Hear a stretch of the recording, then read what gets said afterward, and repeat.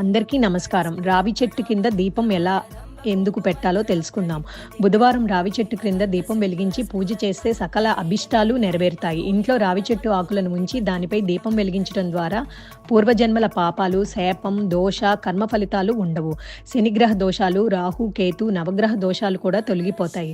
రావి ఆకులు శుభ్రపరిచి మట్టి ప్రమిదలు పెట్టి ఆవు నెయ్యి లేదా నువ్వుల నూనె వేసి వెలిగించాలి. సోమవారం నాడు జన్మించిన జాతకులు 3 రావి ఆకులపై దీపాలు, మంగళవారం నాడు జన్మించిన వారు 2, బుధవారం నాడు జన్మించిన వారు 3, గురువారం నాడు జన్మించిన వారు 5, శుక్రవారం నాడు జన్మించిన వారు 6, శనివారం నాడు జన్మించిన వారు 9, ఆదివారం జన్మించిన జాతకులు 12 రావి ఆకులపై దీపాలు పెట్టి వెలిగించాలి.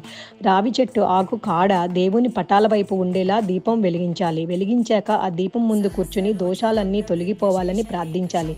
ఇలా చేస్తే దోషాలు తొలగి శుభ ఫలితాలు ఆశించవచ్చు. ఓం తత్సత్.